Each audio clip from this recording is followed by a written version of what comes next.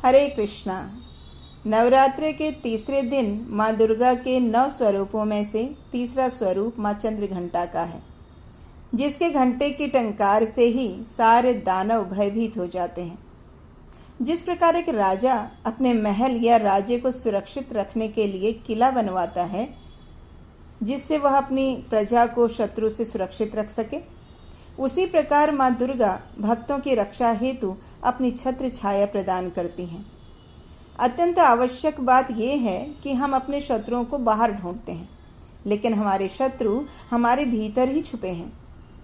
इनमें से सबसे बड़े शत्रु हैं काम, क्रोध, लोभ, मोह, मद, मत्सर्य, गर्व, अहंकार। यही आसुरी शक्तियां हैं और ये आसुरी शक्तियां हमारी इंद्रियों पर हावी हो जाती हैं। जब हम परम भगवान की भक्ति करते हैं तो ये आसुरी शक्तियां धीरे धीरे नष्ट होने लगती हैं। इसमें माँ दुर्गा हमें अपना पूरा संरक्षण प्रदान करती हैं। परम भगवान की भक्ति में उन्नत होने के लिए हमें हमेशा सहयोग करती हैं। तो अब हम चलते हैं माँ चंद्रघंटा की पौराणिक कथा की ओर।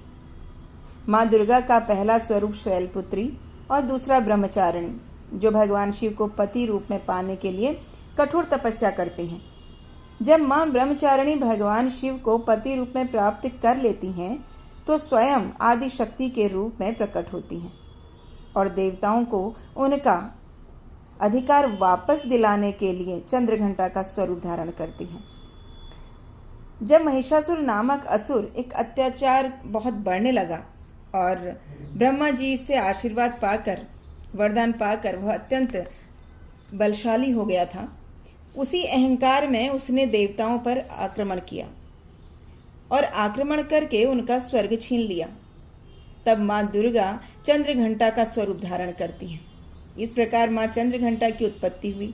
महिषासुर के आतंक से परेशान होकर सभी देवी देवता भगवान विष्णु के पास आए और तब भगवान विष्णु ने सुझाव दिया कि मेरे तेज पुंज से एक शक्तिशाली देवी प्रकट होगी, तब वही देवी महिषासुर का वध करेगी।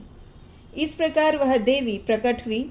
इस देवी को भगवान शंकर ने अपना त्रिशूल, भगवान विष्णु ने अपना चक्र, इंद्र ने अपना घंटा और सूर्य ने अपना तेज और सिंह प्रदान किया। तब महिषासुर का वध करके उन्होंने देवताओं की रक्षा की और असुरों का विनाश कर दिया। माँ चंद्रघंटा भक्तों को वांछित फल प्रदान करती हैं। जिसे समस्त शास्त्रों का ज्ञान होता है वह माँ दुर्गा है। माँ दुर्गा परम भगवान की बहिरंगा शक्ति है। भगवान की आज्ञा से ही माँ दुर्गा इस भौतिक जगत की अधिष्ठात्री देवी हैं। इस भौतिक जगत की देखभाल करती हैं। माँ दुर्गा आज भी परम भगवान को प्रसन्न करने के लिए माता वैष्णव देवी ऊंचे पहाड़ों में तपस्या कर रही है। हरे कृष्णा।